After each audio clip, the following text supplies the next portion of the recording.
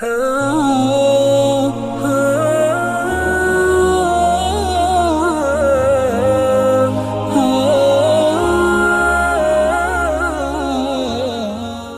اعلان ہے، اس کو سن لیں۔ آپ حضرات جانتے ہیں مسجد ریاض الجنہ میں ایک مجلس ہوا کرتی تھی ہمارے شیخ کی۔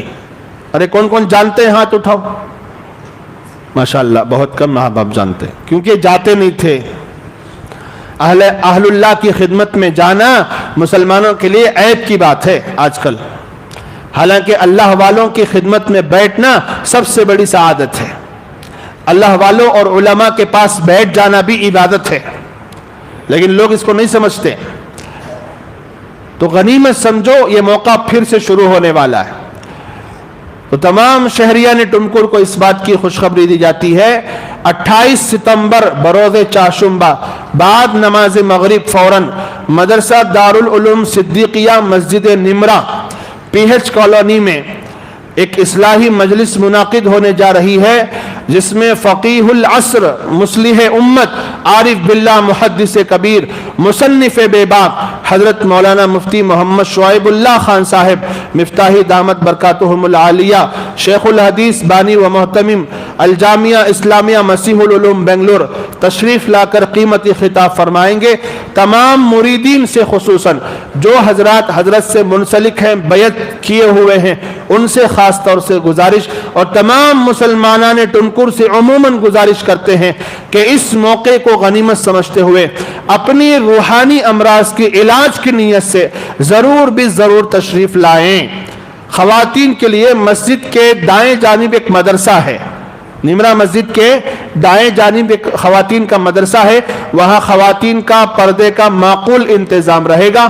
آپ خود بھی پہنچیں، اپنی خواتین کو بھی اس مدرسے میں لا کر چھوڑیں، انشاءاللہ آواز پہنچنے کا انتظام کر دیا جائے گا۔ تو میں یہ کہہ رہا تھا، اللہ والوں کی آمد و رفت ہمارے شہروں کے لیے، ہمارے محلوں کے لیے بڑی سعادت کا اور برکت کا، خیر و برکت کا سبب ہوتا ہے۔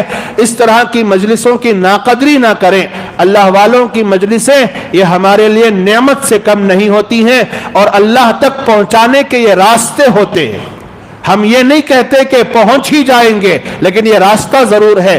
اللہ والوں کی صحبت اور اللہ کا ڈر رکھنے والے متقی پرہیزگار بندوں کی صحبت ایک نہ ایک دن ضرور اللہ کی محبت کی چنگاری دل میں جلا دیتی ہے۔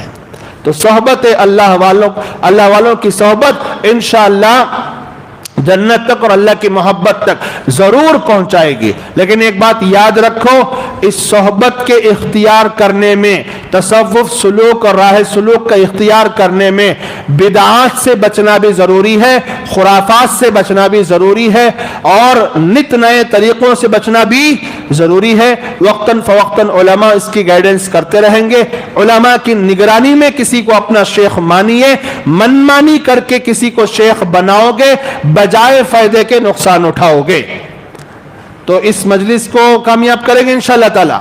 خود بھی پہنچے، اپنی مستورات کو بھی پہنچائیں، اور خاص طور سے میں ہمارے محلے کی مستورات ماں بہنوں سے بھی گزارش کرتا ہوں، ایک دوسرے کی تشکیل کر کے اس مجلس میں پہنچنے کی کوشش کریں۔